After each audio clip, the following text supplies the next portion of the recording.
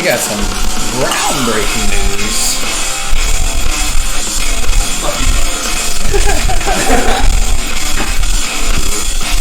Alright, we said we have music. We got music this time. Yeah, we rigged it together, but you know what? We'll do some self-mixing here. And ladies and gentlemen, how's it going? This is episode 4 of Diving Into Politics with Alec and Matt. We're working on the branding of this, ladies and gentlemen. It might not be diving into politics anymore. You guys probably won't see this until it's a gem. Maybe years from now or months from now. But our first 2 episodes... I'm just talking about if we at some point we might go back and release our first 2 episodes just because it could be some treasure trove kind of stuff. The comedy, the first episode, pretty funny. Joe Rogan, stuff like that. Pretty funny stuff, and we were just rough on our recording everything software and process. But where the hell was I even going with that, dude? I don't know, you kind of like eased into it, and now we're here. So I eased into it, now we're here. Don't remember the point we were making, but basically, hey, we have now addressed music in a very cheap way. We'll see how that goes, production value-wise, but ladies and gentlemen. First and foremost, we do not own the rights to that song. You know, oh, fuck. We might have to think about cutting that intro, because Rage Against the Machine, especially, it's like, huge. Well, they're super whores about, like...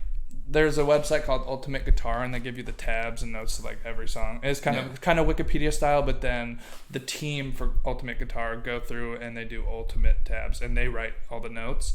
Rage Against Machine basically blocks all of their shit from being posted on there, so we might have to end up just cutting that out. Hey, regardless, ladies and gentlemen, production value is up. We're on the up and up. Forward. We're on the up and up. All right, so podcast number 4. Basically, this is, I was going to try and say the 3rd or 4th crazy Saturday of coronavirus season. Is that accurate? About a month? Honestly, I've lost track of this quarantine. I don't even know what day it is today. So. Yeah, exactly. And I've been seeing that meme everywhere on social media, like, oh, what day is it? It's just day. Like, all the days are running together. And hey, I'll say... I haven't even been leaving the house really, besides like some common errands and going over to my girlfriend's parents' house. But I've been working from home every day, and yeah, I could see that. Every day is just another one, another day. For me, I enjoy not having to commute. I mean, shit, that saves me time. I've been enjoying the 4 walls and paint on the walls, just staring. Just from like, That's I don't know what day it is. Are we in a psych ward? Like I don't even know what's going on. Shit. Luckily for me, with everything in this coronavirus, working home remotely is nice. Is no different. I could work from home any day I want to. It's just that I'm not going to do 5 days from home. I do 1 or 2 because I just get stir crazy. You get bored at your house. I mean, hey, though, we're starting to do this shit more. Hopefully I don't have to ever leave my house to have fun. We just record a bunch of podcasts. Hopefully this gets big enough to where we can just, not even stay at home. Let's try. Son of a bitch. I remember what my point was. We were talking about how in the earlier episodes, and it might have been episode 1, Alec introduced us as diving into politics, news, and something else, current events or something like that. Current events, sports events. And we're basically working on how to brand ourselves. Right now, we're diving into politics, but we want an overall brand to be diving into blah, blah, blah, blah, blah. Sports, comedy, whatever. And whatever you want to hear a podcast. The thing about it is that there is a diving in podcast that exists already that I found on the internet. It's like a swimming podcast or something. I mean, who God knows the quality of it, but also Phelps hasn't even appeared yet. Not good for us. So basically, that took away diving in, and so we kind of got towards the diving into. I made the Facebook page, or I kind of adapted our Politics Aside old one, changed it over to our new branding, and that for now says diving into politics with a little logo of a dude diving. That's not bad. You were saying we could do diving into, and then we didn't. I don't even know what to call it, and I'm a fucking writer. But the thing that's basically, it's basically a parentheses standing straight up. It's like a colon, but a line. For some reason, that's a splitter. I've used that in bios before to split like my job roles or whatever. Yeah. And no, that's good enough. So we're thinking we're going to make this overall brand diving into podcasts, and then we'll have a bunch of different obviously a bunch of different genres, if you will. Yeah, we're going to figure out how we want to do that. But for us, you're still getting diving into politics. We'll probably, to cut the long-ass story short that I'm giving you, that's just, we're addressing some branding things and kind of basically building out a larger vision we both have. Yes. We're both extremely interested in streaming and digital audiences. I mean, this man has, 15,000 followers on Omelet. For anybody who doesn't know what Omelet is, and, he introduced it to me, Omelet is basically Twitch for mobile. It is. That's the simplest way to put it. And they're very intelligent in a lot of the shit they've done. I was looking at it this morning when me and Alec were talking about it, and I haven't probably looked at it since you introduced me to it. 6 months ago, 5 months Something ago, like that, 4 yeah. months ago. 12,000 followers. They have some really cool shit going on there. So basically, me and Alec want to work with digital audiences on many different fronts. And we also want to build kind of an NPR. We've said this before. I don't know if it's on episodes we've released, but we want it to be an NPR/Barstool kind of podcast studio. It'll be cool as hell. And laid with back, that, not your typical sitting behind reading a prompter. Yeah. Everything's just free to go, whatever you want to say, whatever. It's about the community, really, and facilitating that content. It's fun. Send in what you want us to talk about. Yeah. With that, I guess before we hit everything, Alec made a good point that his streams, when he comments about the people that are following him and engaging with the streams, and he kind of puts that segment towards the beginning, he has seen a lot more people stay and watch the stream or come back. Yes. I thought that was really cool. Given that we're early and we've only had a couple posts on our page, we haven't had a ton of involvement, but I've been posting a bunch of links every day on news. We've been getting a lot of likes and stuff for that. And we just wanted to say, if you're watching, we probably don't have any specific call outs, but thank you for watching. Hopefully you'll engage with us and comment, because we'll talk about it and that'll shape our coverage, blah, blah, blah. I guess not to tease it too early, but right before this, we recorded a bit with our buddy Reid Anderson. He's a pilot for Envoy Airlines, and we're going to have that as a bit later in this episode. But basically, we want to do that with people. And I know I've had that conversation with at least 4 or 5 people that I'm friends with through Facebook. And when you talk about my own friends and yours, our close ones, we've talked about this a ton. So we're going to get it going. It'll be fun. We're going to get a little sweet going. I think the big thing is, like we discussed before, is we'd like to hear your opinions. If you want us to talk about something, send it in. Obviously, we have our email associated with the Facebook page. You can also just message us on Facebook Messenger. Please comment do. on a post. Also, if you're being affected by coronavirus in a way that you think somebody else might not be, or that you think, this is being affected by a lot of people, I'm not hearing in the news, send it in. Let's talk about it. We'll give you a call. If you work for, say, we talked about earlier, the groceries. The grocery market is just being vastly hit right now. I mean, you can't go in without it being packed. Doesn't matter what store you go to. Walmart, Kroger, Albertsons, Tom Thumb. You can just go down the list. Piggly Wiggly if you live on the East Coast. We can just keep going down the list. But everything's getting hit right now. So you feel like you have a different opinion on what's going on and what it entails with your job. If you're not quarantined, you have to go to work every day. First and foremost, we appreciate you going to work every day, helping the community. And we'd love to hear your opinion. That helps a lot. It helps us with what we're talking about. You can share it to your friends, which we always encourage sharing this podcast so other people can get involved. Yeah, and take that to the next level. If you guys are doing some charity stuff, charitable works, blah, blah, blah, fundraising. Yeah. I had this conversation with somebody at work where a week or 2 ago, I kind of felt called to just post something on Facebook and say, hey, if you're having trouble in the Dallas-Fort Worth, Flower Mound area, or if you're somebody who hoarded stuff and they kind of feel bad or whatever, and they're willing to give back, I'll collect them and take them out. Yeah, right, exactly. But then I realized, shit, I don't want to deal with other people coming to my house, blah, blah, blah. I've worked through a little bit of fundraiser stuff where I know how much logistically that takes. But in that same vein, I don't want to do that because this is my deal. I kind of want to share with people through media. And so if you guys have stuff going on that you'd like us to plug, let us know. We'll maybe talk about it. Yes, of course. I had a buddy. I guess I can call him a buddy now, but he was my boss back when I worked at Bridlewood Golf Course and I was doing outside crew. He was our golf superintendent, and he asked me to, he tagged me in a Facebook comment, and it was a page selling T-shirts basically to benefit coronavirus victims and blah blah blah and all that work. Yeah. And I don't have that to pull up now because I don't have the alternate window thing set up in OBS. But I figured we could, we'll link that in our YouTube bio, and we would love to. Me and Alec are both very politically minded, but also business minded, and so. There's just as much in the back of the scenes of this that we'd love to discuss business-wise with people, and we're all about, I suppose, meeting people in that media community, streaming community, blah, blah, blah, and, getting out there and actually helping businesses. I think that's really cool. The multimedia market is something that we're very interested in, and obviously growing as not only a podcast / website and business, but it really helps to get to know everyone in your community that's like what's going on, staying up to date, and getting the most interaction you can, especially with what's going on. It might be difficult with quarantine, but just staying in contact with people, messaging, emailing, you can still work from home to grow your brand, grow your community, do everything you can to stay in contact with people. Because right now there's a lot of people that are just feeling depressed because they feel like they have no one to talk to. They've been staring at, like I joked about, 4 walls and paint. Yeah. Everybody's in quarantine right now in the Dallas area that I know. So it's like, stay in contact with them. Yeah. Keep it going. Yeah, absolutely. All right. With that, Rona. Probably. Hey, ladies and gentlemen, unfortunately, it's not really unfortunate, but episode 4, we're hitting on the coronavirus again because, dude, it's everything.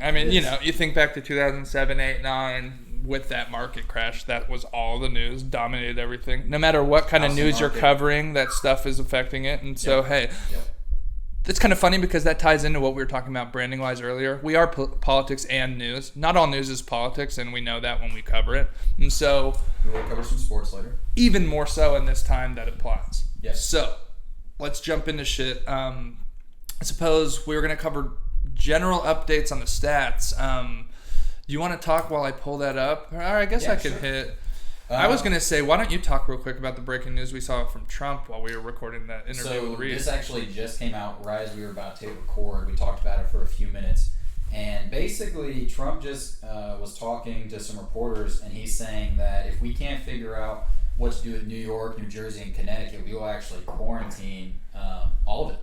So all of New York, all of New Jersey, and then parts of Connecticut, because these outbreaks are happening so fast that the travel concerns are too much. You've already seen this in China. You've already seen this in Italy. Many countries around the world. For us, it's not necessarily across the entire United States. But what you're going to see is he's talking about quarantining all of New York City for 14 days. Nobody gets in, nobody gets out. This actually kind of reminds me of The Dark Knight, where you have Bane locking down the city and they blow up the bridge. I don't think it's going to come to that. But you might see some guy at the end you can't cross this. So New York City. Well, actually, these are just the numbers, by the way, for New York. So New York, 52,318 confirmed cases, 728 deaths. New York City alone, 29,158. So, over half of it. 517 deaths. There's some general data alignment bullshit here. Most of the deaths, or a lot of them, 111, are unassigned. That just basically means they're in counties that aren't. I think you had a stat pulled up for Texas, right? I did, for sure. Well, because now that we were talking about that, I was just going to go into a general overview of the U.S. 113,147 total cases, 918 recovered. I always think those are weird stats because we don't even know what that is. We don't know enough about this to say you're recovered. Well, and then we were talking about 2 weeks ago. Maybe we talked about it 2 weeks ago, or I talked about it on a podcast last weekend it had to be ours, about people in China coming back with the virus after having recovered. And so you're like, shit, what does that even mean? 1, 2, everybody is pushing to file away a stat that says someone recovered, right? Yeah. They said there's an incentive Rudy there. Gobert and Donovan Mitchell recovered. Yeah. So, the state of Utah said they're clean and they're cleared. And it's just... That's funny, man. That's weird. I hope it's right. I hope it's true. 14 days hopefully is enough, So 113,000 total cases, 1,914 deaths. Yeah. We were definitely going to hit on Dallas in our Dallas segment later, but let's hit on it now because I've been looking at some let's hit the global number real quick. 630,737. Over 600,000. Wow. That's a lot. 135,000 recovered. 29,000 deaths. Could be way worse. When you think but there's also 7 billion people in the world and only 20. But also, it's probably gonna get way worse. It is. Okay, so let's talk real quick. U.S. We're up to confirmed 113,000 cases. And those are our actual numbers. We've officially passed China, Italy. I mean, Jesus, like you heard that number. Italy is at 86,500, basically. Mainland China is 81,300.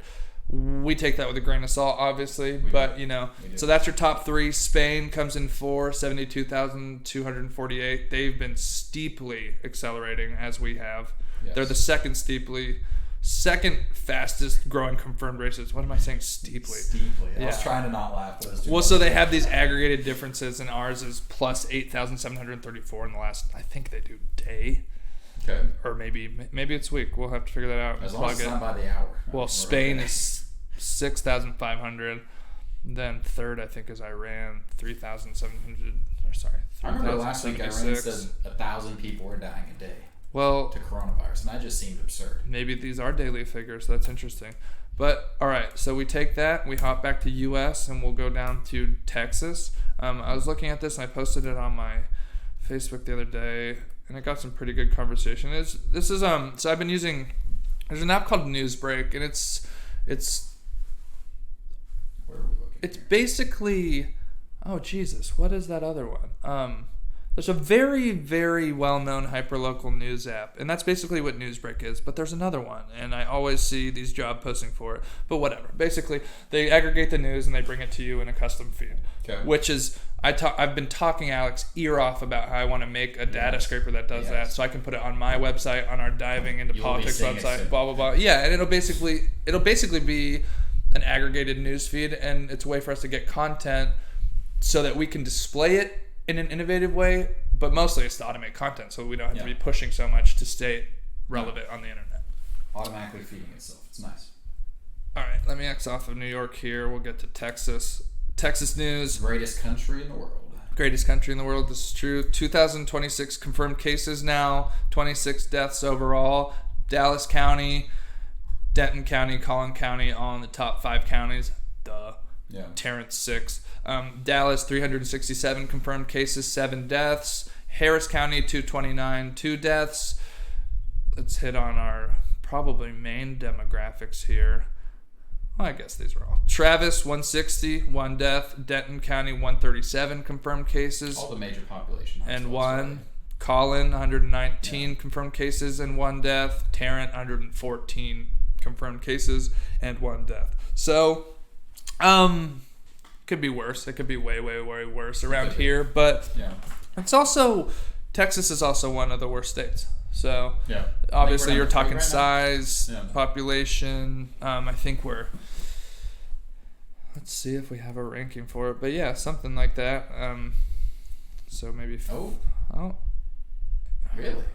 Oh, never mind. We're not even top 5. We're good. Well, we were higher. Good. We were higher because Louisiana spiked, Florida spiked.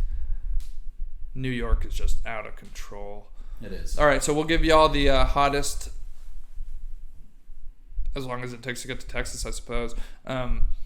Hottest U.S. states and confirmed counts. New York, 52,318. Holy shit. Number 2 is New Jersey, coming in at 8,825. So you think about that difference, dude. I mean, Jesus. Good Lord. California, 4,915 cases. Let's go back and so New York 728 deaths to that 52,000. New Jersey 108 deaths to that 8,800. California 103, only 5 less than New Jersey, with damn near, it's a little bit over half. Yeah. With 4,900. Then you have Florida 3,700, 64 deaths. Washington. Because Florida has such an older population, they have a lot of infected. They're number 4, but they don't have that many people dying, and especially since it's affecting mostly the older generations. That's actually surprising to me. Maybe it just hasn't been a big enough time frame of it being in Florida yet. But I wouldn't be surprised if Florida, as like a death percentage, jumps up drastically in the next week or so. So, I think at some point, and you probably agree, but everybody's been talking so much about elderly people being heavily affected by this. More and more and more people of young age are dying. And I suppose that's... Are you saying those spring breakers that went and partied? Thousands of kids on one beach? Well, I think that stuff is crazy. And it's interesting because who knows what the implications of that are. I know there's 5 students at SMU that came back from a spring break trip and now have corona. Really? Yeah, or COVID-19. I'm sorry. Jesus, dude.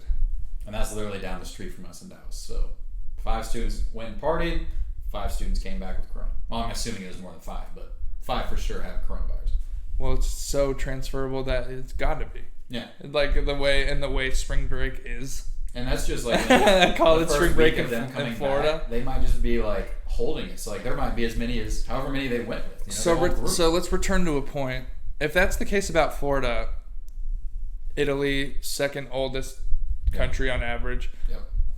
What the fuck is Japan doing? They're the oldest and they're killing it, right? I honestly thought about that, but I feel like Singapore was killing it as well. Minus like Tokyo.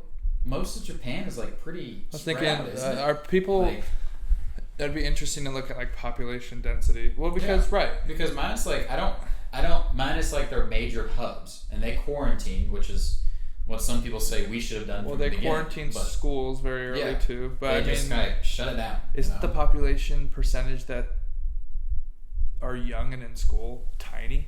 Yeah. Isn't the class sizes there like 1 to 2, 1 to 1, shit like that, like crazy stuff? Well, they had an extreme drop in their birth rate generationally, and so they have an old ass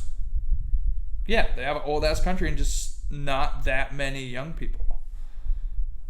The effect of a low birth rate. So it's interesting. Maybe 336 people per square kilometer. It's interesting because you liken that to Sweden and Japan are the 2 countries that aren't doing mass lockdown stuff, right? And they're not having any heightened rates of, confirmed cases. Yeah. And so you wonder, why is that? Are people? Is it just generally? And it doesn't even take hot water. It takes soap, antibacterial soap. Yeah. So you think, how are they doing it? Like, if we didn't have massive stay-at-home orders and stuff all the way across the United States of America, I wonder how different it would be. Yeah. People always talk and bitch at people on the internet. They're like, oh, it's not so bad. And they're like, yeah, well, this research study was to show how bad it could have been. And we reacted, so it's of course not going to be as bad as it could have been. You know who's doing great right now is anti-vaxxers. They're right. I don't have assholes. any friends. I don't have any friends on my social media that are anti-vaxxers. Thank you for that. But I can only imagine if you have a friend that's an anti-vaxxer, they are probably just blowing up your social media. I don't have anybody who... All I've seen are the memes ripping them apart. I haven't heard an anti-vaxxer say a fucking word, which is exactly how it should be. Here's one thing. I will give... There's always the... like the conspiracy theory deal?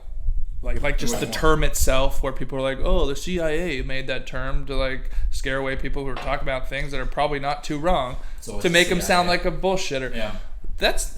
There's something about anti-vaxxing movement where you're like, should the government be able to control every injection I give to my child? That's interesting, because this kid on my Facebook I'm friends with, he's super aware of what he injects his son with vaccination wise, but it's on the level of that whole debate of the amount of metals and stuff in our injections and vaccines, and there's a lot of shitty vaccines. I think what it comes down to is also, and you can't get this everywhere because not everybody has access to healthcare in this country, but getting the right doctor. Well, that's the thing. The right area, I don't think so you know that vaccine is what you want. Do the research so that you don't go to some backwood doctor in Oklahoma, because Oklahoma is a shithole. Well, that's the thing about like blanket solutions, right? You can find a generally great vaccine for the population, but there's going to be God fucking knows, 5 to 10%, maybe 20 that react poorly.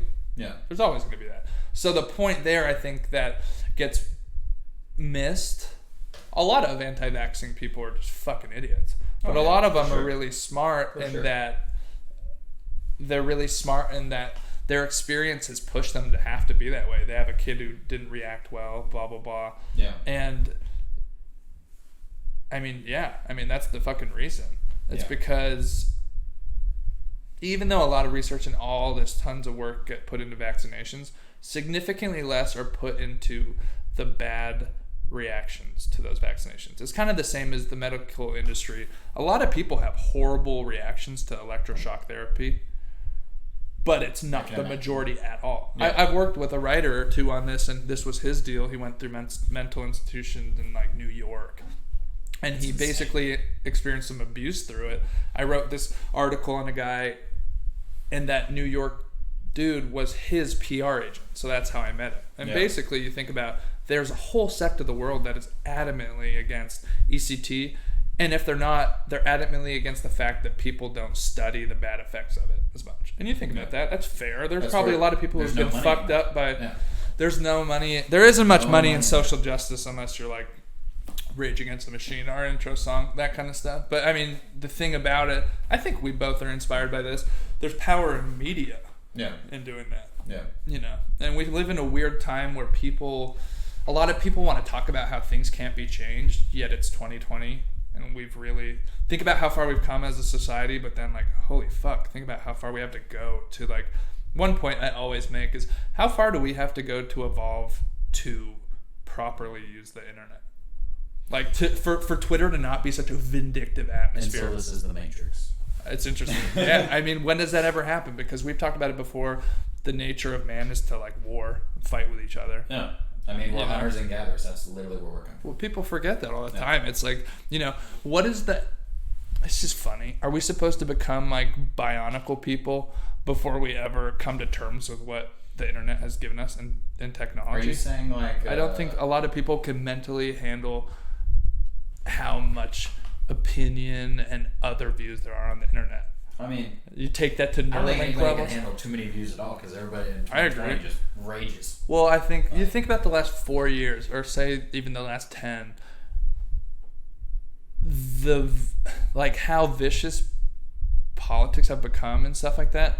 It's because everyone's frustrated about feeling misunderstood, and that's because there's 5 million people screaming into 5 million things like Reddit. Yeah. You know? And it's interesting to see that play out at a mass scale, because everybody talks about this collective anger in the political world. But then you have those people that are like, yeah, but then you walk outside and you walk past your neighbor and you say hello and everyone's happy and nice. But like, everyone's going to bitch when there's a poster board, a bulletin board for you to say, hey, I hate this. Flower Mountain cares. Hey, I fucking hate this, blah, blah, blah. And everyone ever can see it and opine differently. We live in a crazy time. No one has ever seen anything like this. And then my thing is, you can watch on video the best people to ever do everything. So why wouldn't we be the best generation at fucking everything ever? You get to study everyone who ever did anything that there's video for. I agree. I think we live in an incredible time. It's gonna be for crazy a while. I was lost in that though. It's gonna be crazy looking back at 2020 and when our kids ask us about it, and then we're just gonna be like, we don't talk about that year. Dude, I think our entire the millennial, Gen Z, whatever experience of coming up in this time and figuring out who you are in a world where you can see everybody being themselves. And you're like, fuck, I'd like to try that. I'd like to try that. I'd like to try that. And then at some point you're like, shit, what do I do? What would I actually like to try and do all the time? Okay. That's how I ended up here. It's so fun, man. That's why we're podcasting. Well, you think about it, because then you look up to these podcast people and media entities. And what's interesting is most people trust that they're doing their job in good faith. That's what we strive to do. Be good commentators and talk to people about stuff we feel isn't brought. Middle ground. And our biggest thing is assessing that middle ground. Everybody's going to have a bottom line and like a scope and their goal. And most people in the political atmosphere really lose themselves to that bias. Hopefully we don't do that. You know what I mean? On a different note, I just found out one of my stocks has gone up 60% this week. So the stock market is slowly coming back. So that's good news for me. Yeah, I mean, I recouped a bunch of, I regained some stuff throughout this week, but then I pulled out like midday Thursday because I was getting ready for, I guess, the shit that hit the fan Friday. Yeah. Totally missed all that green at the end of Thursday, which is a bit stupid. Yeah. But also it's not that stupid, and I don't try and beat myself up that much about it, because I've been like, for the last like month and a half, figuring out, okay, when's the time to pull? Because I think a lot of people agree that we had a little bit of like, we recouped a bunch of money in the last few days, but most people agree that we're about to hit another bottom. Oh yeah. And so that's what I'm prepared for. And I think whenever I invest, I'm long-term minded. So for me to actually pull all my shit out at a time on Thursday was a hard decision already. I don't really do that. I believe in long-term whatever. That's what I trust. Dude, it's funny. I'll apologize to Will right now. He's like invited me to talk about it and stuff, and I hadn't. But also, that was a year and a half or two ago where I didn't have my money or like work right. Oh, or no, anything, I I was wasn't figuring employed. my shit out. Yeah, I was literally still working on American. Like, Well, because also that's just where I am as a person right now. Like I turn 25 tomorrow. Like I'm young. Like I don't have it figured out. Yeah, I don't even know. I don't. This is the podcast. No, We're sitting right next to each other. I don't have shit figured out. Old. This dude is old. 25. That's so fucked. Because I'm so much younger than most of my friends, but then my girlfriend's like 21. Yeah. So she's like, oh man. I'm like, oh fuck off. I can drink. Yeah, right. No, right. I would always give her shit about that. It's funny, and it makes sense, I suppose, if you know my buddy Colin. It's his older sister. Or sorry, fuck me. My girlfriend, his younger sister. We're going down a path here. I don't know. Sister, friend. Sister, no. Sister. Okay. All right, so I was thinking we hit on the hottest stats. I think we should talk about how the UK's Prime Minister has now been infected with COVID. Definitely. All right, so I threw that on the script when I saw the news come out. Was it yesterday? It's bad. It is bad.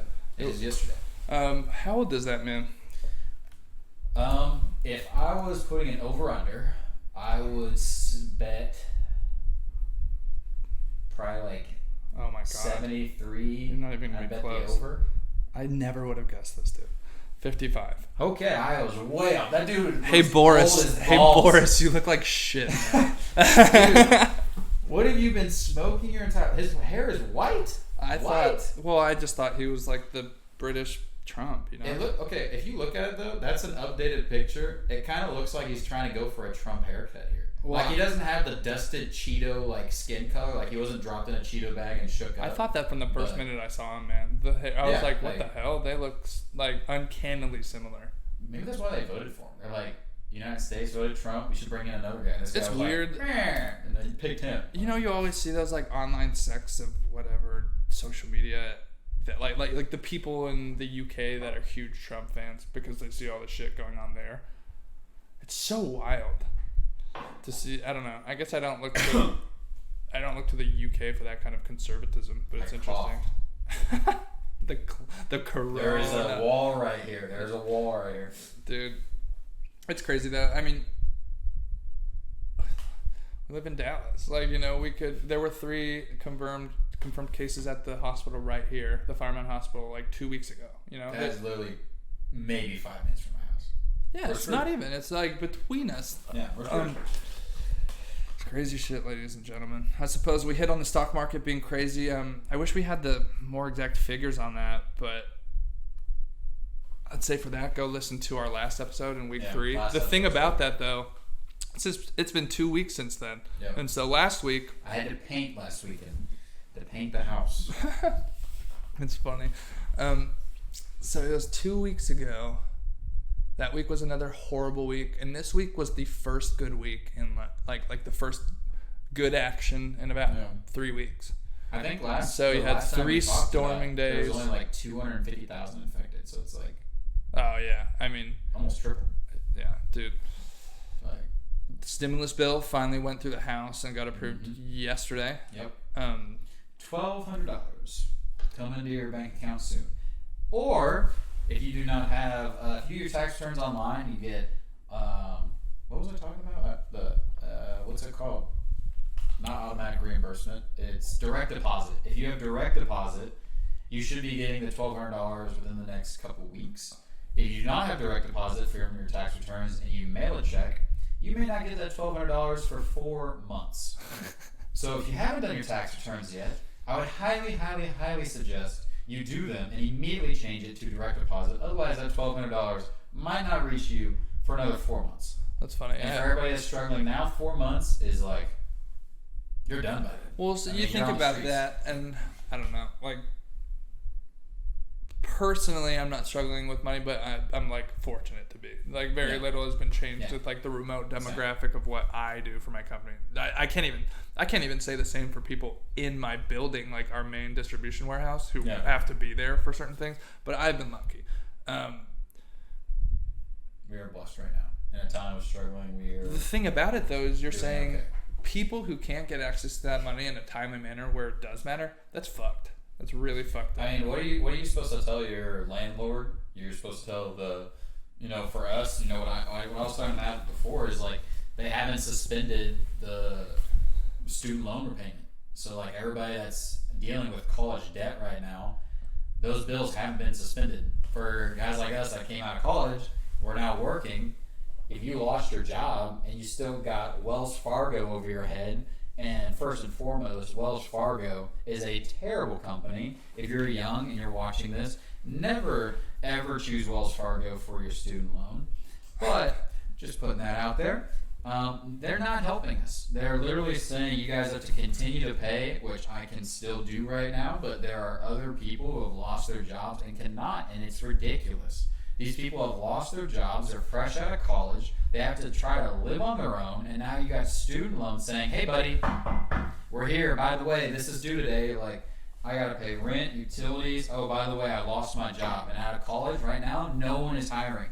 Yeah. No one. In the Dallas area, we are losing job after job, and people cannot find anything, and it's just ridiculous. And these people are struggling. Talk about the polar difference too, because we're one of the hottest real estate markets in the country, hottest job markets in the country, and then even here you're feeling those effects. I mean, Jesus, the service, like not that he's service industry, but so many people we know in the service industry around here have been getting laid off. Exercise business, all sorts of fucking travel. Casey lost her jobs because I was gonna say I saw that on social. She was a private fitness instructor. And my girlfriend's uncle, his he manages a tap out gym. All gyms are closed. Yeah. Those people aren't working. He's a manager, so he gets salary, but everybody who's hourly doesn't get to make money. Yeah, LA Fitness sent me an email saying, sorry, you can't come work out this week. And I was like, I haven't been able to come work out for weeks. Like, why'd you guys just send an email? That's funny. I always wonder, like, gyms shouldn't take membership money at times when people can't come in. I emailed them back and they didn't respond because I said, if I can't come this month or next month or possibly the month after, why are you guys still billing me? No, it's just funny. I think that's hilarious because there's no fucking way you should still be taking payments from people. They're just stacking cash. Every That's gym. all they're doing. Every gym is just stacking cash. It's not just gyms. I mean, everyone's doing it. Right. They're all just every company that could take your money is calling in like, hey, we're struggling too. We need that. I mean, this is. It's interesting, man. It's a crazy time. You think about. Oh. I just thought about this, and you guys should think about this too. That $1,200, it's already your money. Oh yeah, I mean, this isn't the government's money. When everyone's sitting here saying, "Where do they get all this money from?" You got taxed all last year for working your job as hard as you could work it and making that money on your own, working hard. And what do? They give you a tiny tax return saying, "Here, we messed up here." No. Yeah. I mean, I don't want to give exact numbers. I could have made tens of thousands of dollars last year if I hadn't gotten taxed. I mean, it's ridiculous. No, it is crazy. I mean, you think about that. This is our money, and they're acting like it's their life saving. Here's your $1,200. It's not. No. Yeah. It's not. Well, yeah, that takes it to the conversation, and we've had it probably on Facebook. I definitely have, where I think it might have been Reid, but it also might have been someone else that said $1,200 isn't a lot for most of the country. Yeah. Which is my point also, though. Let's play some devil's advocate. My point was never that $1,200 is that much, but it was $1,200. Here's the caveat. The thinking is it's $1,200 that I didn't work for. I actually fucking did work for it. Oh, yeah. It was mine, and it was taxed and taken from me. But did. Still, what I mean in that premise is that they're just giving you money that you didn't have. There's something with that you're like, okay, fuck, give it to me. But is that some Andrew Yang shit? We talked about, I don't know. No, I don't think so, really, but yeah. Well, I mean, because not that I'm studied on what his whole UBI platform was, but there was some good stuff. $1,000 a month. But like how he supplied it were some pretty sketchy guys. I was gonna say intelligent, and then there was an idea or two that were just like confusing. Fuck are you talking about? I have no idea how to. Well, but also like stop being such a sketchball. Yeah. But no, I mean that is interesting, man. Not that we have the time to hit on it right now, but me and Alec before this were talking about, I suppose I didn't know this, Ted Cruz has a position where he wants to abolish the IRS. Yes. Which I think is interesting because the entire premise of taxation and the way it's done and the IRS and their capabilities, period, is interesting, and then you can get into the Federal Reserve and all that bullshit. Not to be, total contrarians about everything we talk about, but it's still an interesting conversation when people are acting like they're being rewarded with this money, and it was just taken out of what you would have earned. Mm-hmm. It sucks though, because I suppose a lot of people, that's just something you chalk up to, the loss column. But I think about that every month. I think about how much I make on each paycheck, less than like it would be without all those things. And granted, a good section of it goes to 401k, blah blah blah. I love seeing the government take half my money. It just makes money. It just sucks, And there's always the argument about how would things get done without that kind of taxation and funding and money. And a lot of people don't believe that private industry would rise to the occasion, but I don't really believe that, because there's a lot of private industry that needs that shit to happen for them to be able to use it. Yeah. Now, granted, is there a middle ground there, like a gray area? Yeah, because you can't fucking leave everything to private industry.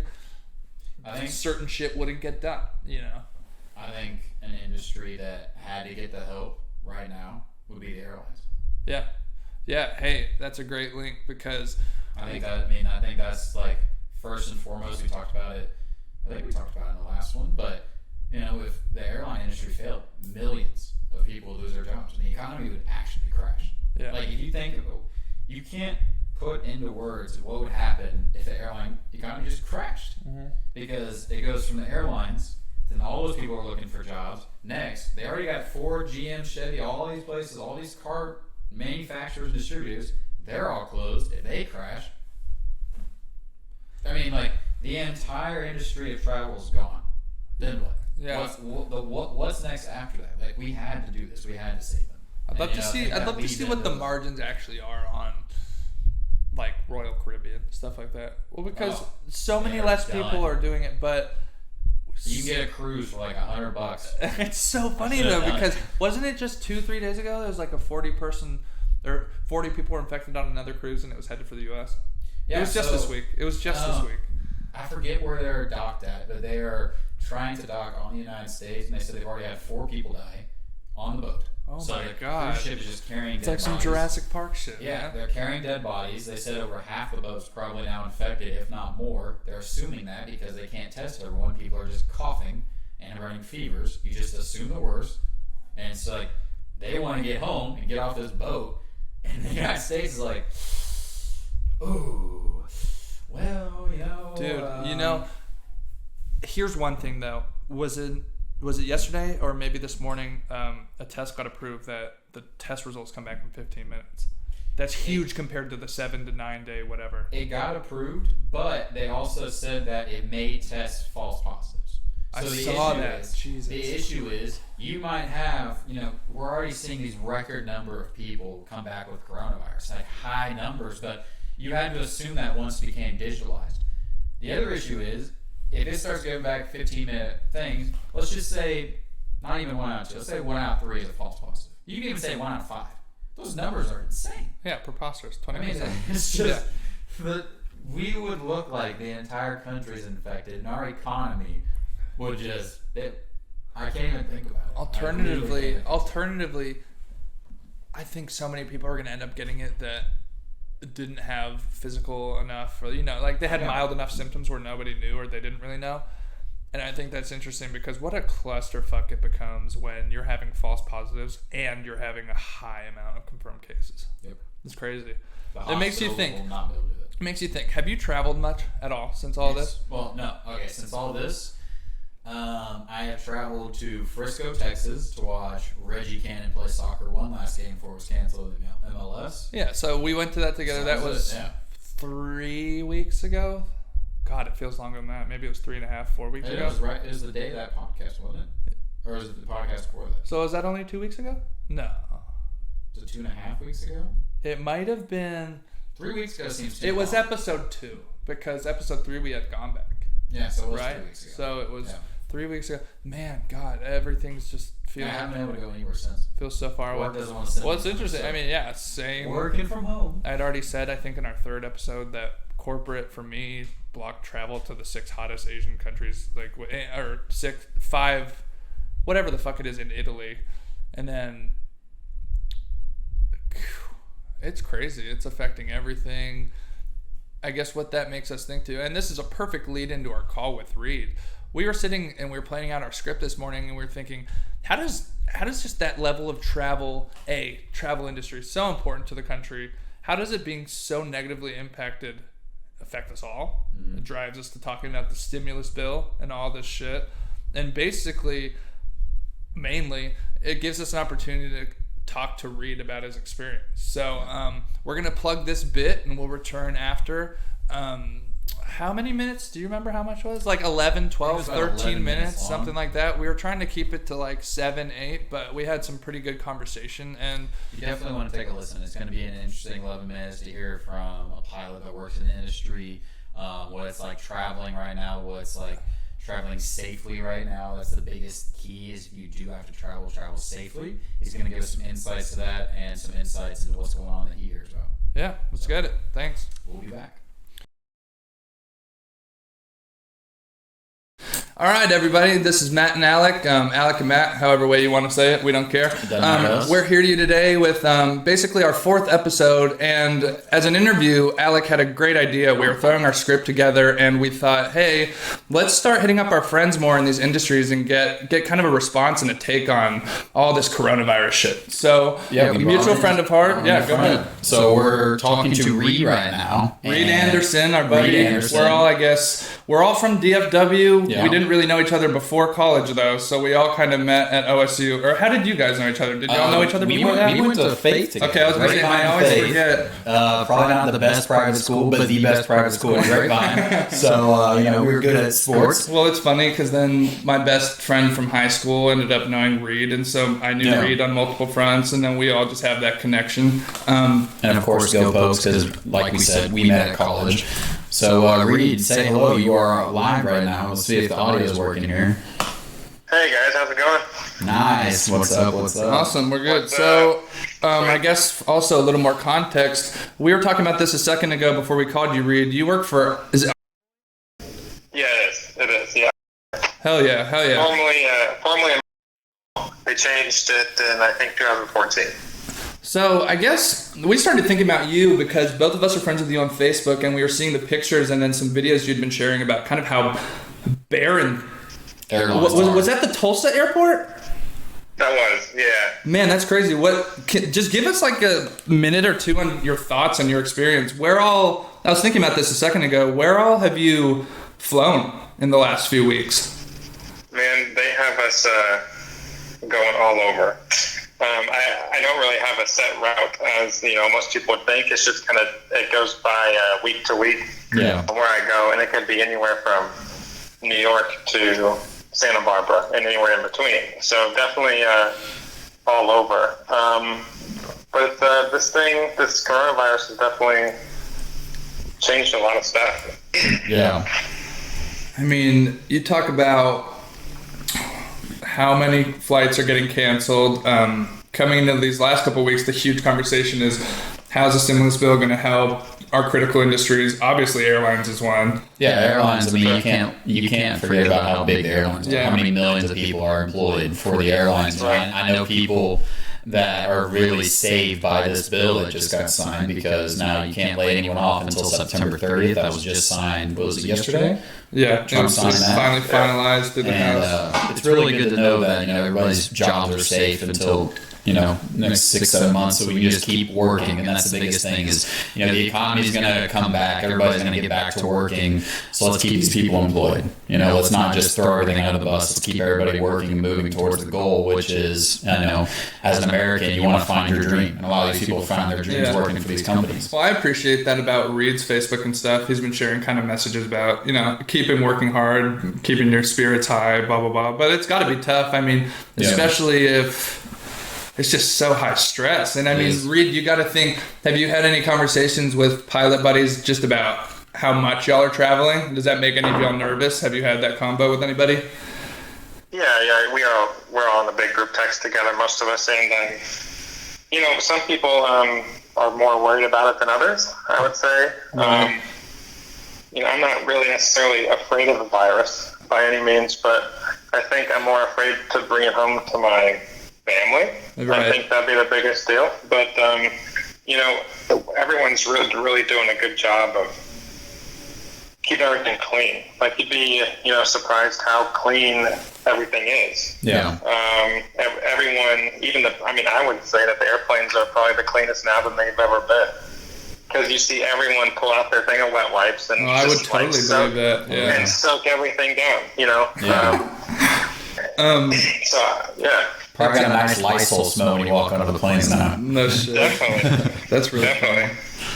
Well, I suppose it's interesting because I don't know how many people have actually, like, directly involved in the airline industry have passed away due to the virus, but I saw something about the first, like, American Airlines flight attendant, I think, passed away from it. And we're almost caught in this weird limbo of, it's like you said, you almost summed up how I feel about things perfectly. You're not scared of this virus or, terrified in any way, but the situation in the U.S. is kind of spiking a little bit. And I think Reid and I talked about this on one of my Facebook posts, just about how you get to the point, even if China's telling the truth or not, where U.S. confirmed cases are comparable in number to what China is, and what that comparison is population-wise. You kind of step back and think, holy crap.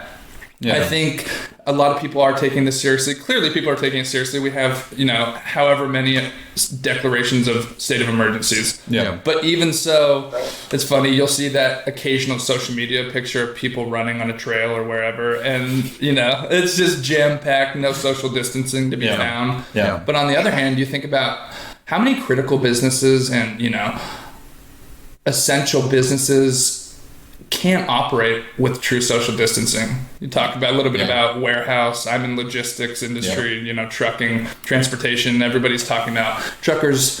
Thank you for doing your job, blah, blah, blah. Yeah. Like, delivering all this product. But I mean, Jesus. Yeah, supermarkets, Walmart, everywhere like that. You go there. That's where you go. That's like kiddie daycare for getting sick almost at this point. Have you noticed when you arrive at an airport any differences, or have your friends noticed any differences in TSA lines where, obviously it's not going to be as busy, but are TSA employees now practicing social distancing when people are standing in line, Reid? Oh yeah, definitely. I think I shared a photo on Facebook the other day. I was in Tulsa Airport of the just empty TSA. Wow. And there was no one in line. There was no one going through security.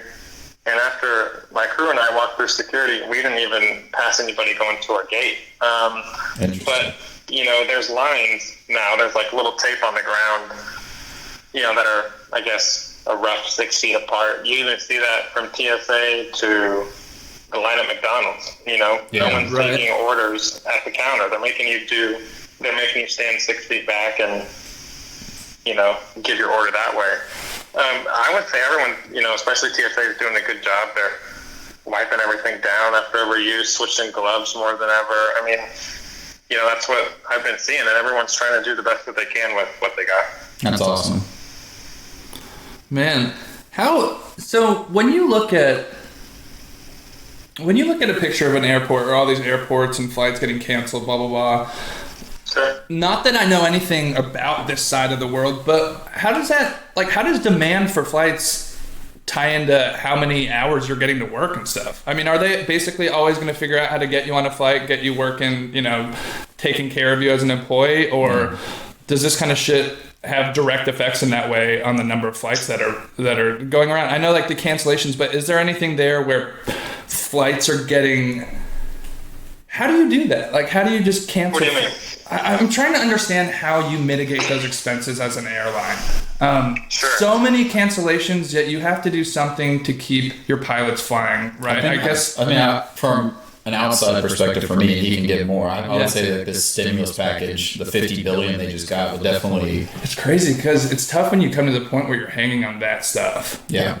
And so you think about how much would that have helped people had that been passed earlier this week as opposed to yesterday. Yeah. You'd never know. And then it's just strange to me how the fear of it, people just aren't flying. Yeah. How much travel, we have a whole business industry based off of traveling around to do other business.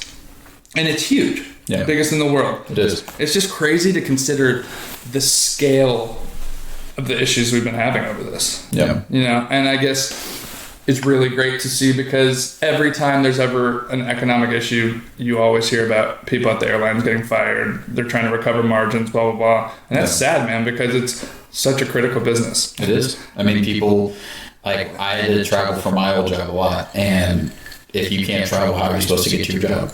I mean, not everything is as simple as a Skype job.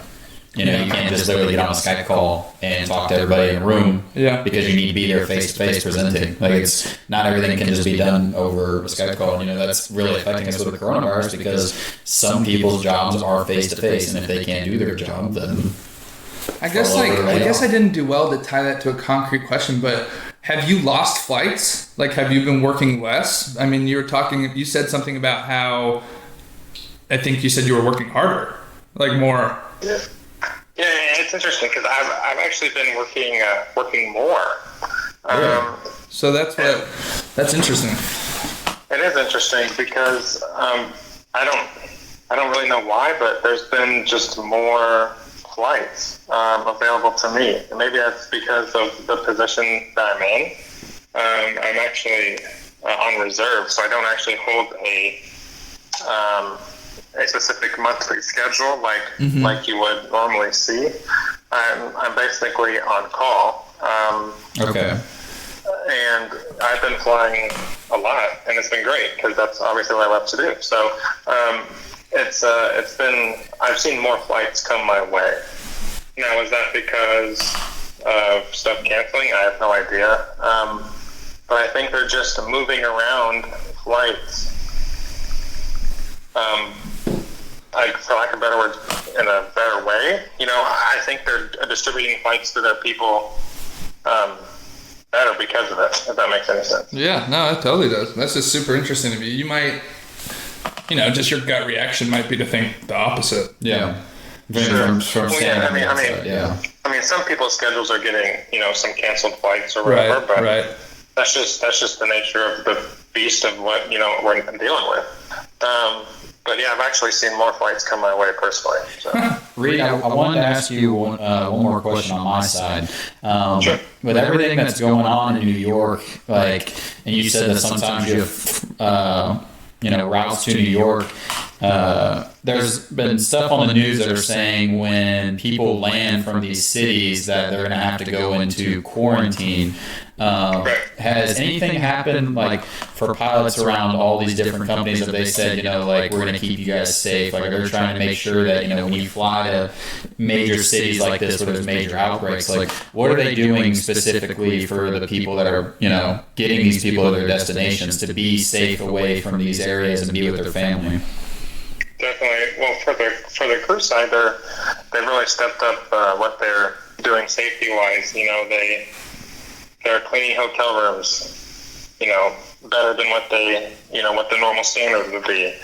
They make sure that we have private transportation with no other airline crews to and from the airport. They're making sure that everyone is the safest they can possibly be.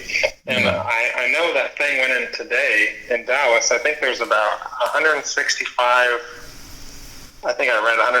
state troopers at DFW Airport. Wow. Waiting for people to get off flights from New York, Connecticut, New Jersey, and Louisiana.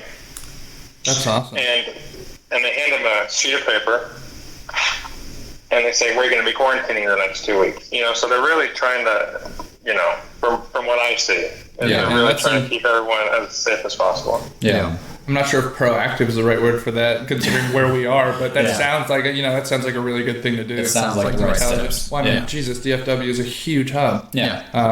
One of the biggest in the world. Still, I'm pretty sure top 10. I mean, I'm pretty sure from Dallas. Hey, what is it, Reid? Isn't it like 5 or 6 or something?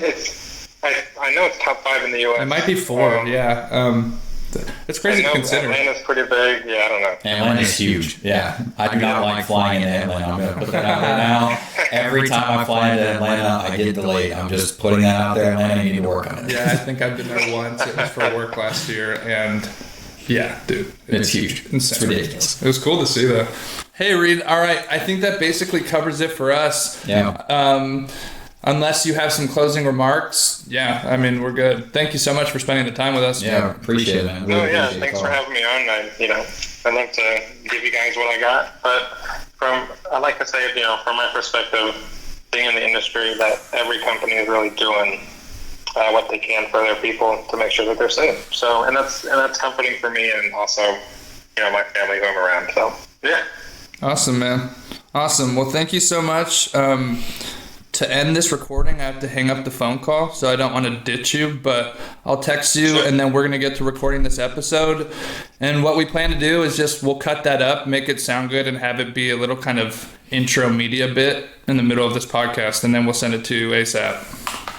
Definitely, man. Awesome, man. Thank you so much. Yeah, we appreciate it. No Stay problem. safe. Thanks, and guys. thank you for We'll doing see the you. job you're doing. Of course, I appreciate it. Awesome, man. Have a good one. Thank you.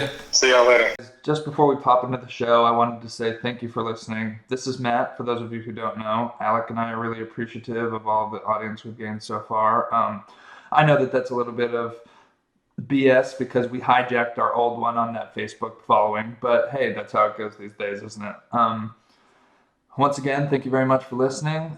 We had a great time having Reid on, and if you're interested in hopping on our show in the future, hit us up. Thanks a lot, guys. Thank you very much to Reid for doing that. He's been in my ear a time or two on some Facebook posts about getting included on either this or the sports one I'm doing, and so that was awesome. I think he'll be a reoccurring person, especially with. It's cool to know a pilot, huh?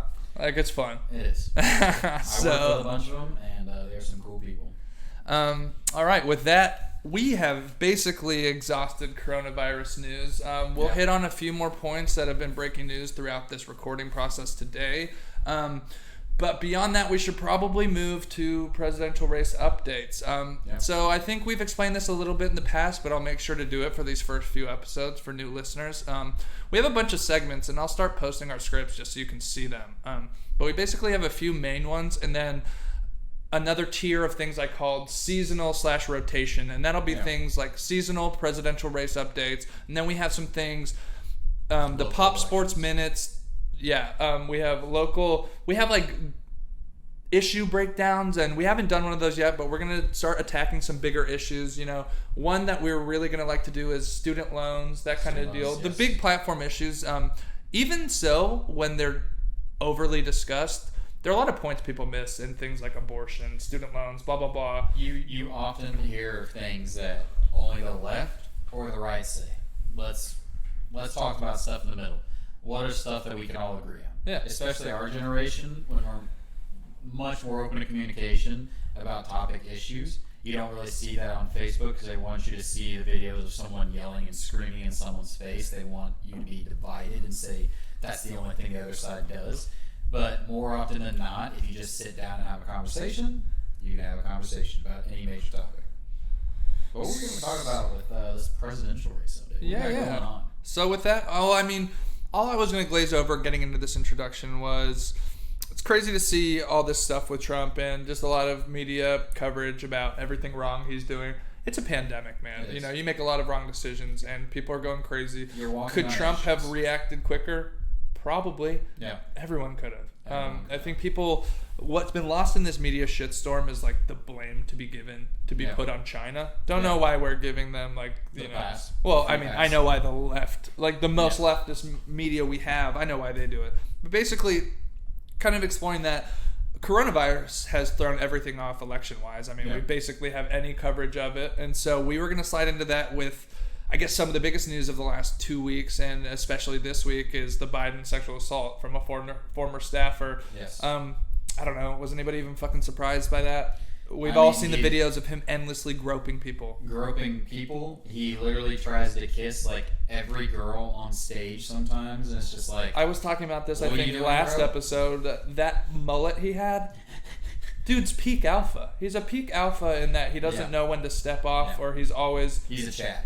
Well, so we were talking about that whoever the dude was on his campaign event in, was it Illinois? I don't even remember at this point. Possibly.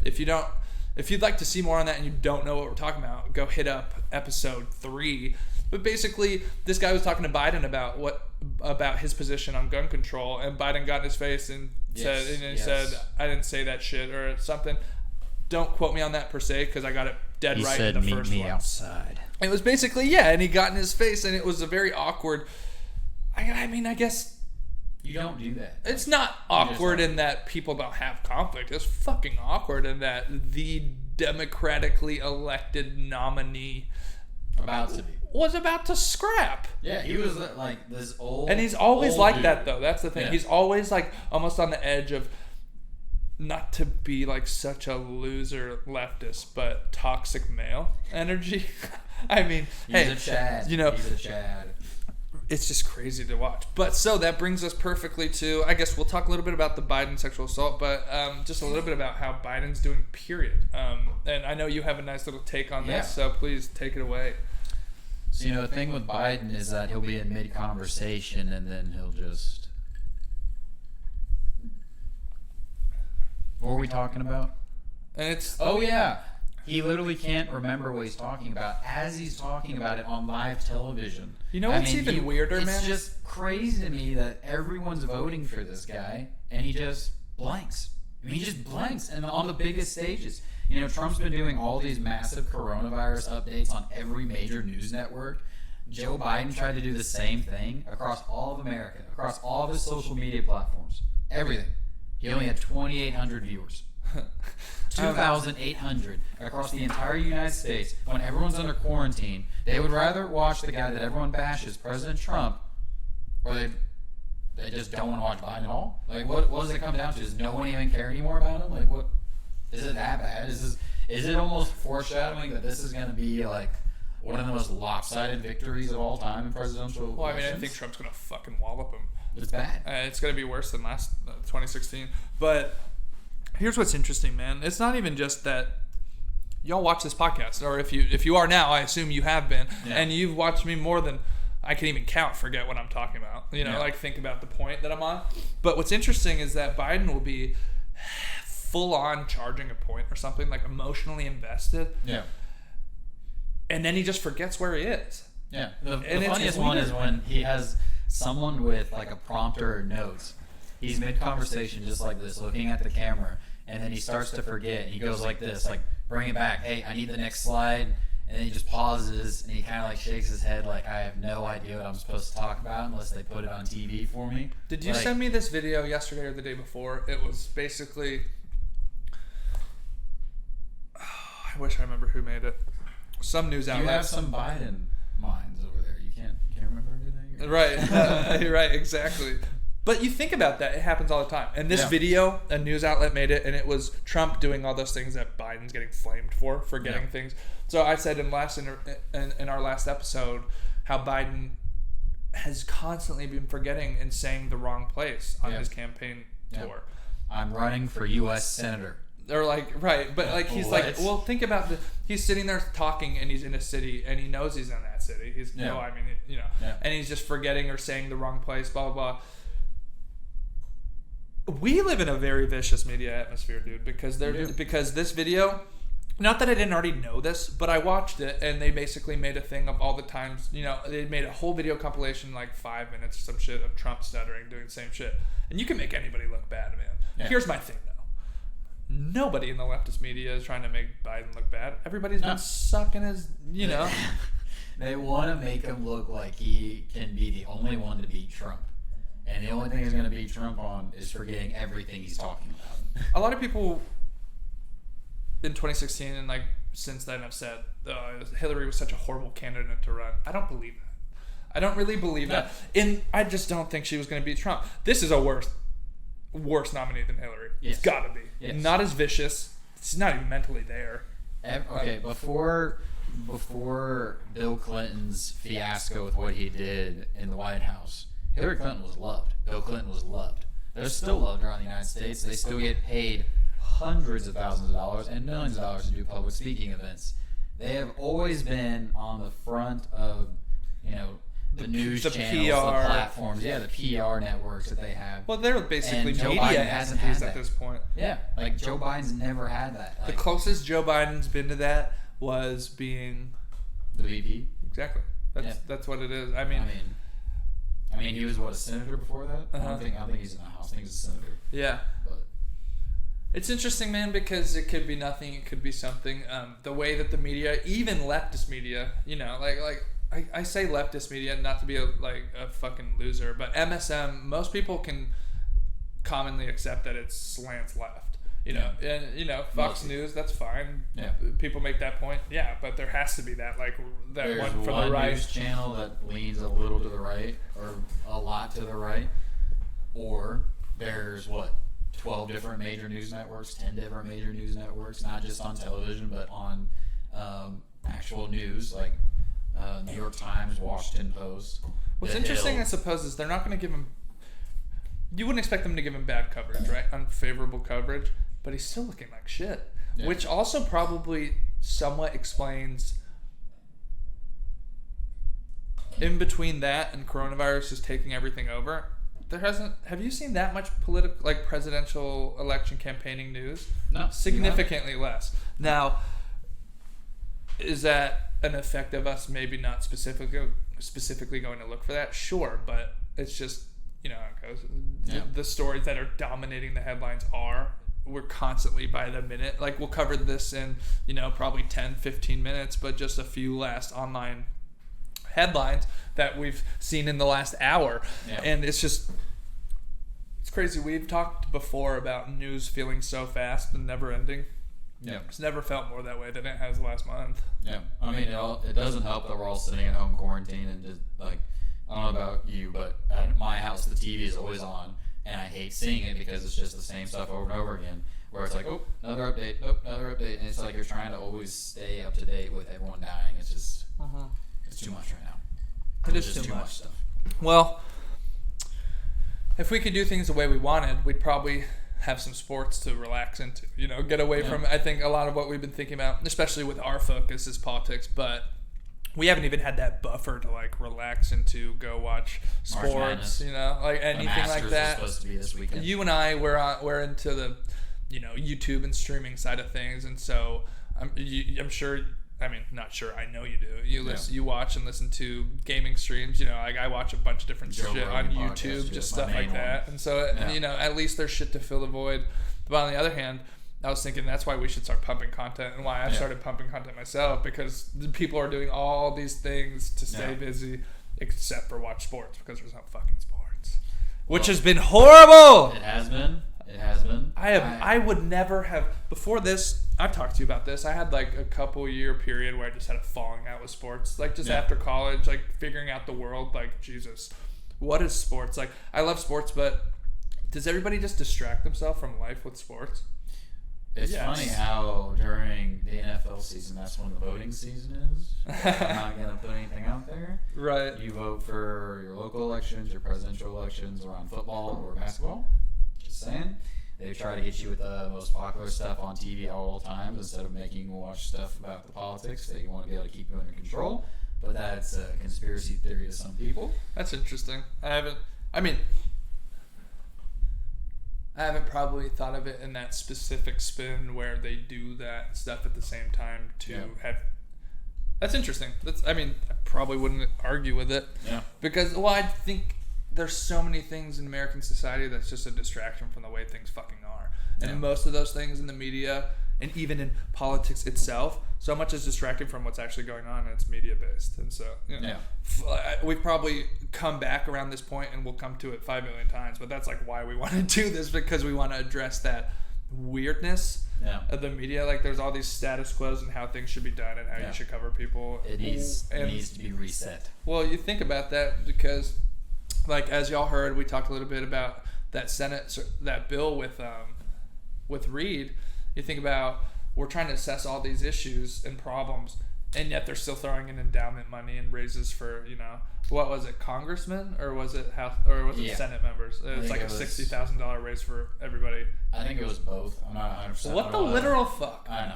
Well, you got the left side before this bill was signed. They were trying to add eco-friendly only to the airlines, so they weren't allowed to. Oh, they had to phase out fuel by some certain.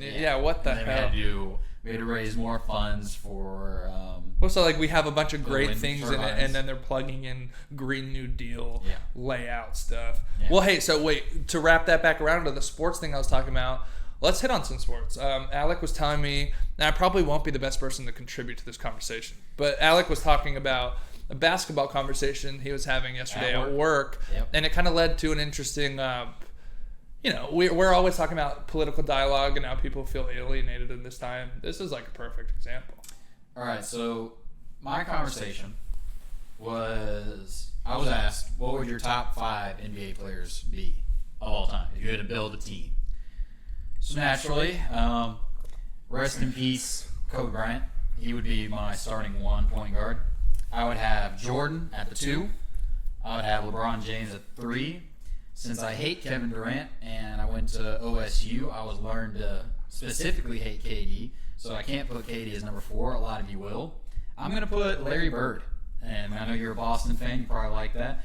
And then number 5, the most dominant player I think of all time. If you put him in today's game, he would probably average 100. I'm just being honest. Shaquille O'Neal. That man is an animal. So I'm sitting there talking about how that would be the best 5. I mean, I don't think there's any holes in that. Give us yours. Give us your top 5 of all time. We'd love to see it. Not that I have much to contribute. I'm just saying. Here's where I got fucked on basketball this year. Okay. Dude, I always get super up to date on things right around now. We roll into playoffs. Basketball playoffs are some of the best playoffs there are, man. Game 7s. I've said this before in episodes.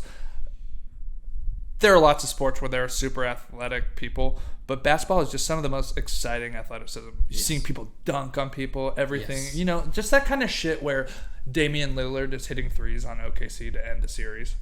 Or last year, fucking you have crazy. Kawhi Leonard going on the outside. Joel Embiid's hands in the air. He hits that 3. It hits the rim 4 different times and goes in. They win the game. It's just insane. It's crazy because there are a lot of crazy moments. My biggest sport probably is football. But you think about when it comes to, football, game of inches, blah, blah, blah. I've said this before. Every sport's a game of inches, dude. But basketball, you have like buzzer beaters, all of that. Yeah. It's great, man. It's such a great sport. James with the block. It's just, Jesus. Well, I said that about the Damian shot because I was watching a highlight video the other day. It was like the 100 best plays of the decade or something. Because everybody's been putting that out. Yeah. And God, dude, just basketball is so exciting. But I'll tell you what isn't exciting. How many games are in a season?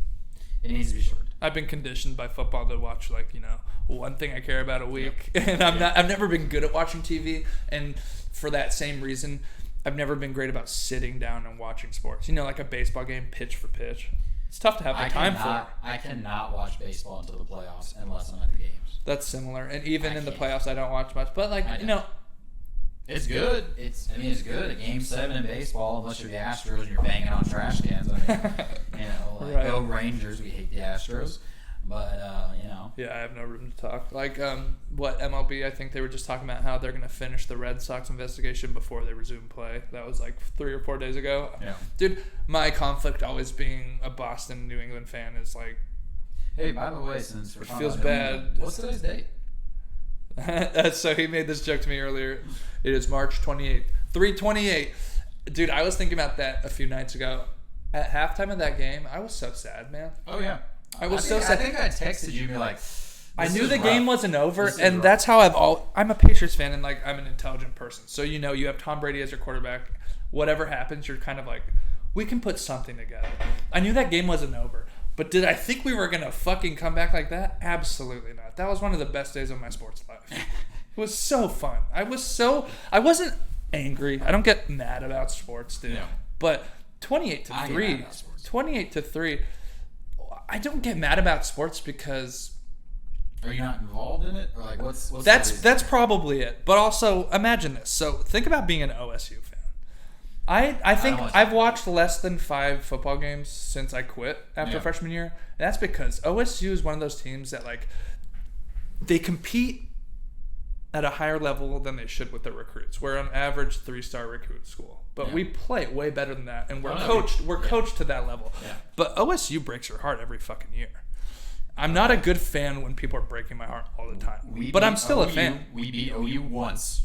Right. Once while we were in college. I was at that game. Tyreek Hill, the Cheetah, ran it back, and that was incredible. And then every other year. Let's see. Versus OU, I think it was my junior year. We stripped the ball on the 7 or 8 yard line, ran it in, and then the referee comes on and says, OU's player didn't fumble the ball. The replay literally shows him taking some steps, and then just our guy scoops it up, runs it in. We're up by 2 touchdowns. They take it back. OU with Baker Mayfield walks right down the field and scores. And then, of course, Mason Rudolph loves throwing interceptions in the fourth quarter and blew the game. It was just, it was rough. It's funny, man. You think about that stuff. I think about it a lot. Well, I mean, fuck. Playing, I think about it a lot because that spring in spring ball, that's when Tyreek Hill came. Yep. Mason was on the team then. My locker mate was Blake Jarwin. I still like kind of talk to him like through social media and stuff. And it's just crazy, dude, because all that Mason Rudolph shit with the with the helmet, all that stuff, dude, that was horrible. And then he got literally just bashed on the head harder than anyone I've ever seen. Oh, that's like one of the craziest things ever. And then, I mean, shit, people were talking about Myles Garrett, you horrible person. That's like attempted murder, all this stuff. Murder. And then he said that Mason called him the N-word, and it's always gotta go to the races. well, we have all seen the pictures, and if you haven't, I hope you will look it up, and maybe I'll start linking shit like I keep saying I will. But this picture is of one of those dude with the sound cones, and those things capture everything, dude. Oh, yeah. And here's the caveat. The NFL still hasn't released that audio. They said they lost it. Is this like the Hillary tapes? This is like the bleach servers bullshit. I mean, you think about that. Think about it I think a lot of people, they don't think about technology and media and all that as very, what is that?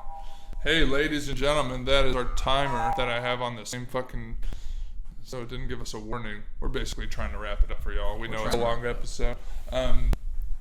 Jesus, where even was I? I'm gonna do another You're talking item. about Hillary Clinton smashing her servers with baseball bats, as I say, or for you bleaching. Here's the servers. point. A lot of people that don't know what's going on in technology, they're very lost, and so like they look at a web browser or something, a program having issues, and they're like, "What the fuck is going on?" But it's very physical, step-by-step things in data. And so when someone says, we lost the audio for this, no, you fucking didn't. No, you didn't, NFL. That is your only job. There's a dude, not the cameraman, not the fucking analyst, not the reporter, not whoever. There's an audio guy.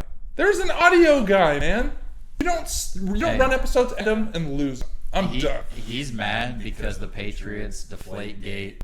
He's mad because the Patriots with videoing. Who's the Jets or the Browns? It was the Colts. It was the Bills. It was something Bills? super They weird. weren't even a good team. Like, Well, this year, the thing about this year, the thing about this year, dude, I hit on that earlier in this episode, barely, but I have such like a guilt conflict interest with everybody from Boston who always wants to talk about Boston not cheating. Yeah. Like, why do they do it? Why is it every sport that we're good at, we just like fucking, baseball under investigation for messing around because Alex Cora came from the Astros, and we were probably doing the same shit. Oh yeah, I'm Fucking assholes, you piss me off so much. Like, I think Deflategate got completely blown out of proportion, but I still hate that we were there. I still hate that Tom Brady destroyed his phone. He destroyed his cell phone. That's that is some Hillary Clinton. I was information systems. I'm not a tech geek, but I'm enough where I'm, my specialization was info assurance. It's basically IT security. Yeah. And so I understand, like, whoever it is, dude, when your girlfriend, she's like, oh, have you been texting somebody? And like, it would be like smashing your phone at that moment. Like, hey, Tom, do you know anything about our ball and equipment manager going in? There's a puddle right there. Yeah, going into this room for about like what was a minute and a half, 2 minutes. What might they be doing in their destroy zone? Jesus, you make me feel bad for being a loyal fan. But also, hey, you could dig so far into that because around those same times, Aaron Rodgers, he was talking about how he doctors his balls, deflates a little bit, inflates a little bit. That game we beat the Colts in, LeGarrette Blount had 4 touchdowns. He's a running back. We rushed for them all. So safety picked up a ball and was like, feels flat to me. Yeah, I mean, hey, but also, yeah, what was Tom Brady going to do that all the time? Not try and, like, cut corners and throw to fucking 5'8" white guys the whole time? All right, ladies and gentlemen, we're wrapping it up.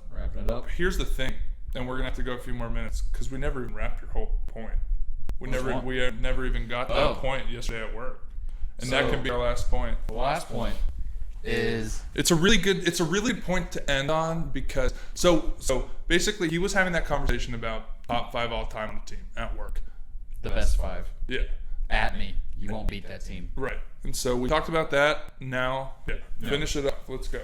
So we're all sitting there for about 2-ish hours because, you know, everybody's quarantined. There's not many people at work. We're at work trying to make sure everybody gets what they need. And the thing is, we're just sitting there BSing, you know, because we're working, but we're BSing. You know, no one else is working. We're out there. We're talking about sports. We're talking about this girl and her girlfriend. And it was just like, we talked about her and her girlfriend, how she's having problems with her girlfriend for like 45 minutes, and no one cared. We talk about the NFL and how the Cowboys got all these players and Zeke's going to go off and Dak needs to get paid, and no one cares. And then it leads into my NBA picks. And then everything's going good. And the manager gives his NBA picks, which, by the way, were terrible. He put Ray Allen in his starting 5. Yes, he was a shooter, but you're really going to put Ray Allen of anybody?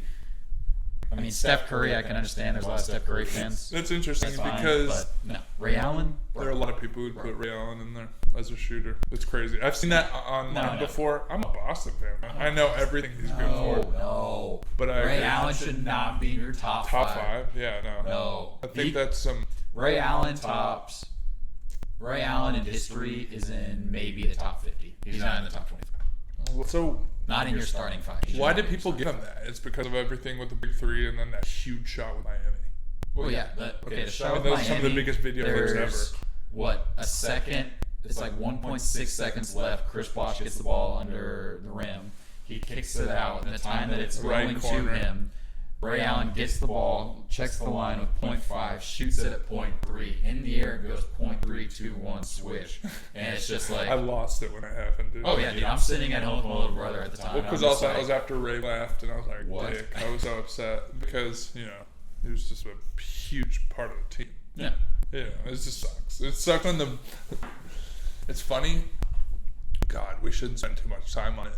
But that was the original Big 3, right? That's what set every fucking thing off for the last 5, 7 Ray years, Allen 10 years. With Kevin Garnett, Pierce. What's the first name? Yeah, Paul Pierce. Paul It was Pierce. Paul Pierce, KG, and Ray.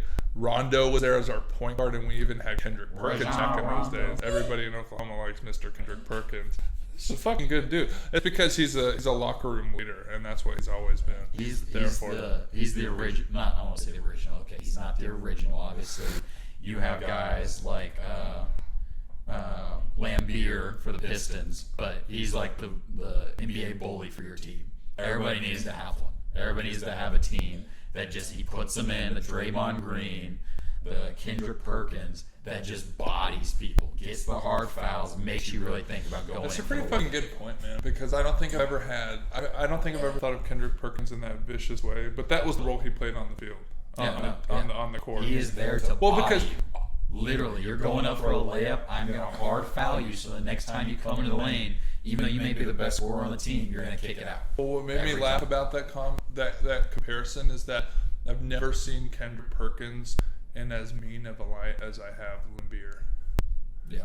Because Lambeer was a dick. Lambeer. You watch those highlights and he was your asshole. He would clothesline Jordan. You love it. You love to see that. I love that. That's how the NBA should be today. People should be maybe not clotheslining people, but could you imagine LeBron James going up against some of these people? He would body the hell out of those old guys. Yeah, man.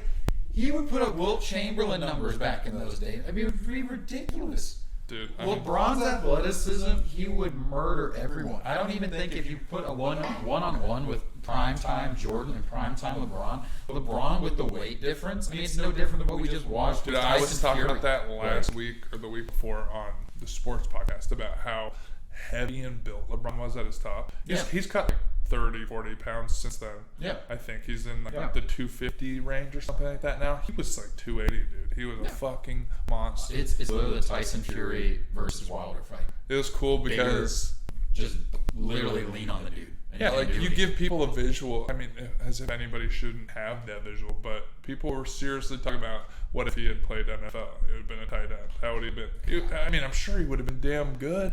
You could put him at a tight end. Could you imagine LeBron as a fullback? I've always thought that because a linebacker LeBron. So with one thing with the whole Aaron Hernandez thing, a lot of shit. Yeah. In the day, man, when him and Gronk were playing side by side, he was my best player. He was my favorite player.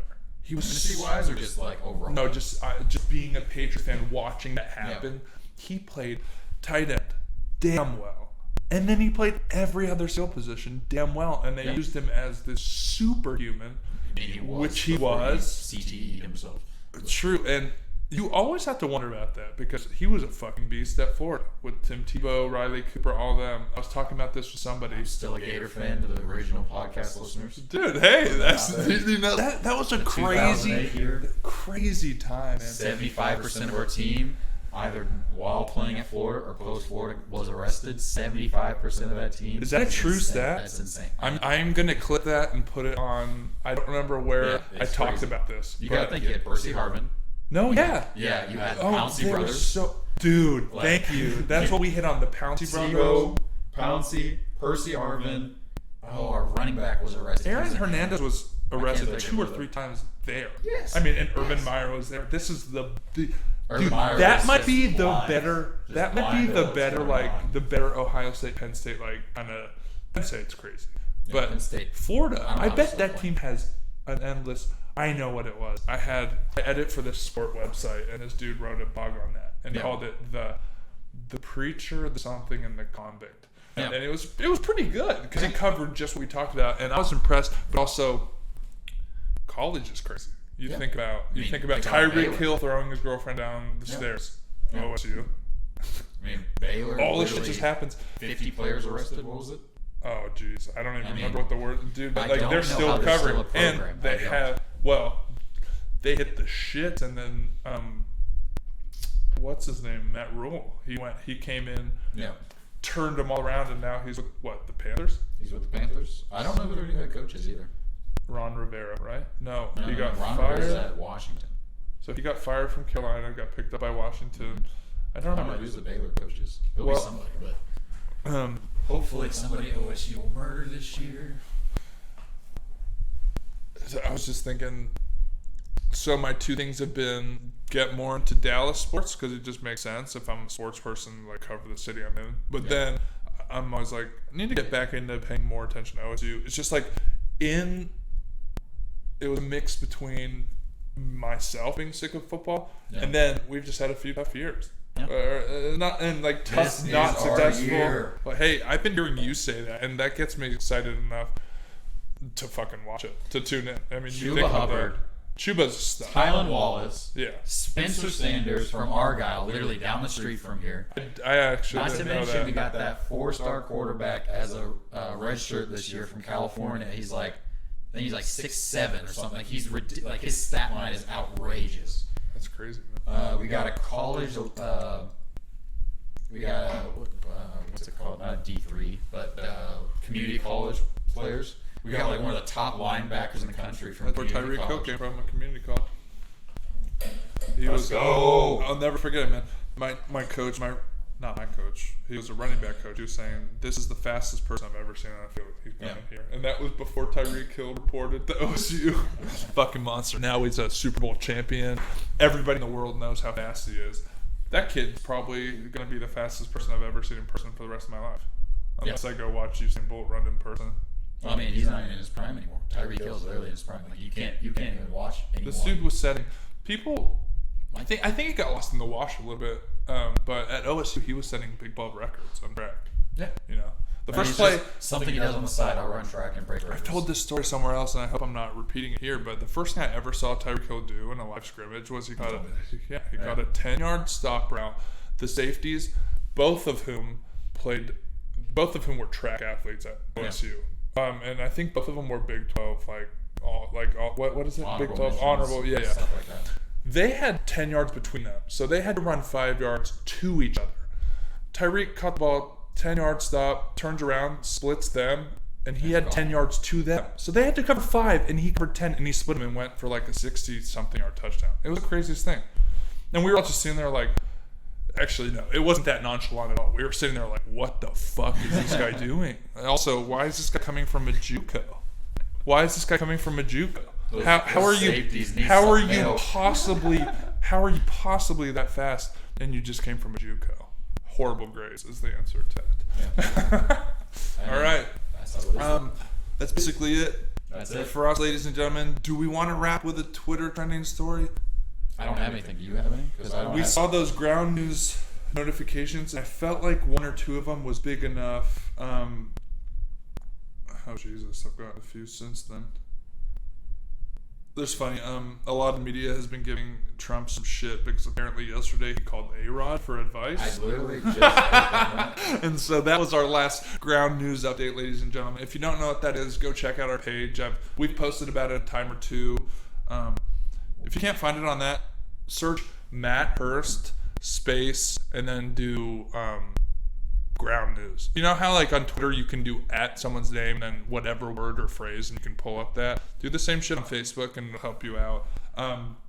This is basically the main thing I saw. Italy, it was probably like 2 hours ago at this point. Their coronavirus death toll passed 10,000. That's kind of fucking crazy.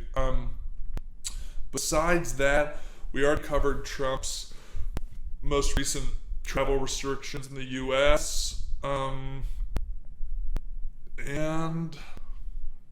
really that's about it. I've been seeing a little bit about things in India. We talked about the video of the cops in India are just beating the shit out of people with like wooden poles and stuff because they're in the middle of a 21-day quarantine. People are supposed to be at home, and so you see all these people in mopeds in the city, and cops are just running at them and smacking them with these fucking wooden. What's the word? Well, I don't even know what to call them. They're basically just like big sticks. They're like bamboo sticks. So they have that little bit of whip, and you'll see them walk up to people on mopeds and just smack them like crazy until they can start their vehicle and start driving away.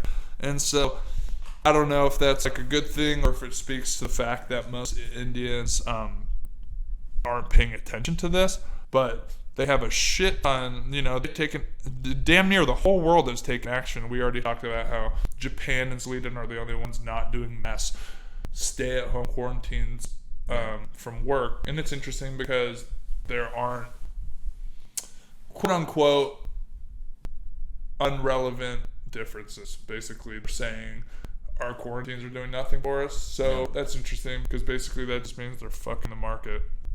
But how would something like this not? Besides that, I don't think we see anything. I checked Twitter. I didn't see anything. Good deal. Twitter has not updated me with any relevant information. So. Good deal. All right, ladies and gentlemen. Well, that is episode 4. Thank you so much for hanging out with us. Thanks for tuning in. I'm trying to think if there are any other summarizing points. Follow our YouTube, please, and like us if you don't mind. Comments, send us Facebook messages. What do you want to hear? Send me your top 5. You still won't beat my team, even if you have Kevin Durant. He's a snake. Thank you to all my OKC friends for making me realize that. But yeah, that's it. Yeah, basically it. Anything else? To capitalize on what he said, I've been getting a lot of messages from people the last week or two. Keep sending them. We'll talk about them, and it also just feeds us to figure out what our scripts and programming is going to be. And we're going to start announcing top fans too. Yeah, absolutely. Oh yeah, okay. That brought me back to what we've been talking a lot about, our own streaming stuff and getting this live. We would love to have an atmosphere where we can get this being a live show. I've been thinking even it'd be cool to have a regular time. We kind of already have that Saturday morning, so we'll see how we can develop that out. We're going to develop some content around our website. We'll try and probably bring a website back. Working on it today. But yeah, so in the future, and I guess we kind of probably meant to already do this, but we want to have more of a dialogue with our audience and talking to us about things we can improve upon. If you guys notice some really shitty aspects of these shows, please tell us. Let us know. We can make the fix. But otherwise, we're just swinging for the fences and doing our best. All right, folks, that'll be it for us. Thank you very much, and please tune in next week. See you later.